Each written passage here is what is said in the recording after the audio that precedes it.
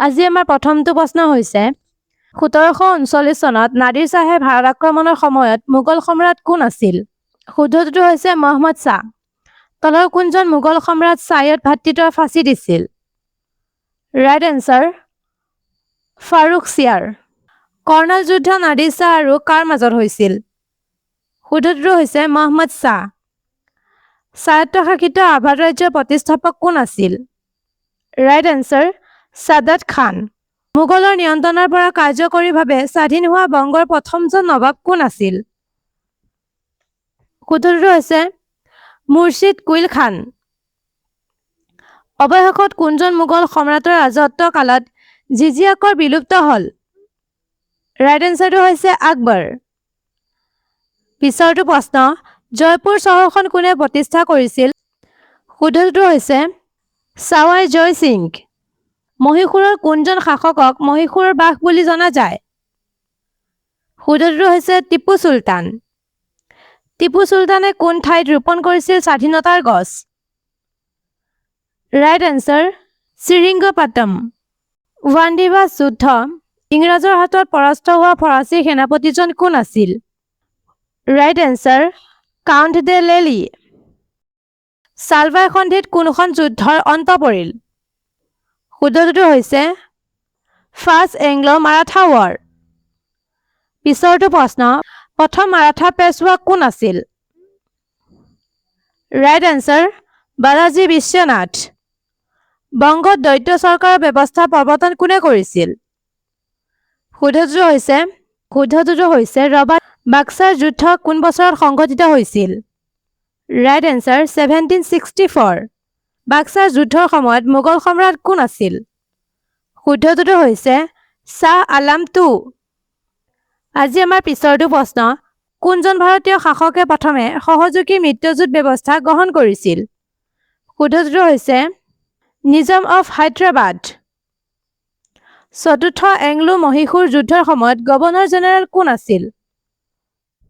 Lord ৱেলেছলি। Doctrine of লেপ্সৰ ব্যাপক ব্যৱহাৰ কোনে কৰিছিল? শুদ্ধটো হৈছে লৰ্ড ডেলহাউচি। ডক্ট্ৰিন অফ লেপ্সৰ অধীনত সংযুক্ত কৰা প্ৰথমখন ৰাষ্ট্ৰ কি আছিল? ৰাইট এনচাৰটো হৈছে ছাটাৰা। বংগৰ প্ৰথম গভৰ্ণৰ জেনেৰেল কোন আছিল? Right answer Warren Hastings. বংগত দ্বৈত শাসনৰ ব্যৱস্থা বিলুপ্ত কোনে কৰিছিল? শুদ্ধটো হৈছে ৱাৰেন হেষ্টিংছ। 1849 চনত ইংৰাজে পঞ্জাৱক সংযুক্ত কৰাৰ সময়ত পঞ্জাৱৰ শাসক কোন আছিল? শুদ্ধটো হৈছে দুলেপ সিং। চৌথ আৰু সন্দেহমুখী কৰ কোনে সংগ্ৰহ কৰিছিল? শুদ্ধটো হৈছে মাৰাঠাছ। 18 শতিকাৰ ভাৰতৰ সমসাময়িক বিৱৰণী চিৰাউল মুতাহিৰিনৰ লেখক কোন আছিল?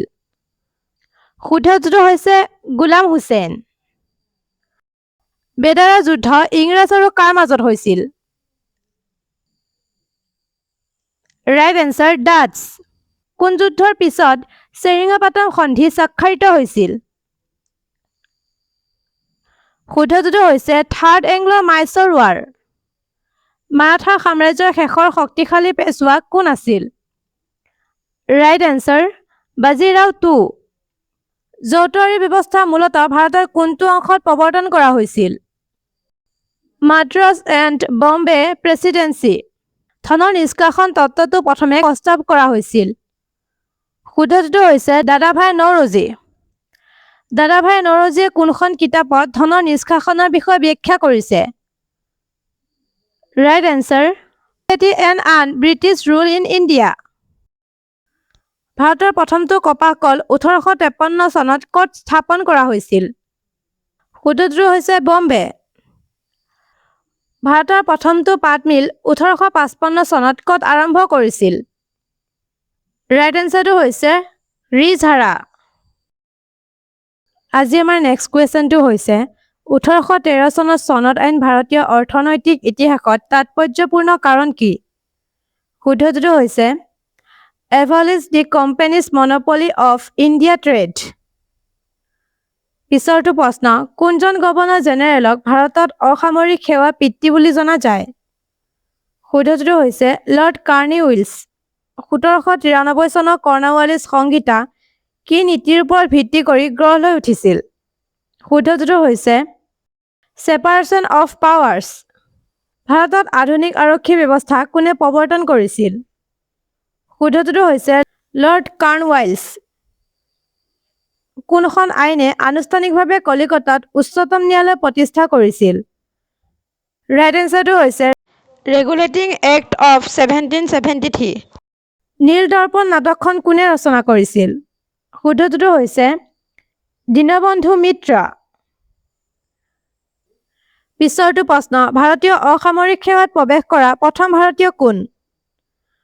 শুদ্ধটো হৈছে সত্যেন্দ্ৰনাথ টেগোৰ। ভাৰতৰ প্ৰথম ৰেলপথ 1853 চনত ক'ত মুকলি কৰা হৈছিল? শুদ্ধটো হৈছে বম্বে এণ্ড 1853 চনত প্ৰথমবাৰৰ বাবে টেলিগ্ৰাম লাইন ক'ত মুকলি কৰা হৈছিল? শুদ্ধটো হৈছে কলকাতা এণ্ড আগ্ৰা। ভাৰতত ডাক টিকট কোনে প্ৰৱৰ্তন কৰিছিল? শুদ্ধটো হৈছে লৰ্ড ডেলহাউচি। ছানছেট ল' কিহৰ লগত জড়িত আছিল? শুদ্ধটো হৈছে দি পাৰ্মানেণ্ট ছেটেলমেণ্ট। ব্ৰিটিছ ভাৰতৰ প্ৰসংগত লেইছেছ ফায়াৰ শব্দটোৱে কি বুজাইছিল? ৰাইট এনচাৰ হৈছে a policy of non interference or free trade.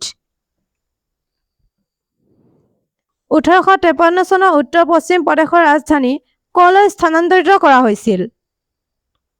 শুদ্ধটো হৈছে আগ্ৰা। ব্ৰিটিছ শাসনৰ অধীনত কোনটো ভাৰতীয় উদ্যোগে সৰ্বাধিক ক্ষতিগ্ৰস্ত হৈছিল? শুদ্ধটো হৈছে কটন। 1829 চনত সতী প্ৰথা বিলুপ্ত কৰা প্ৰথম গভৰ্ণৰ জেনেৰেল কোন আছিল? Lord William বেনকিং।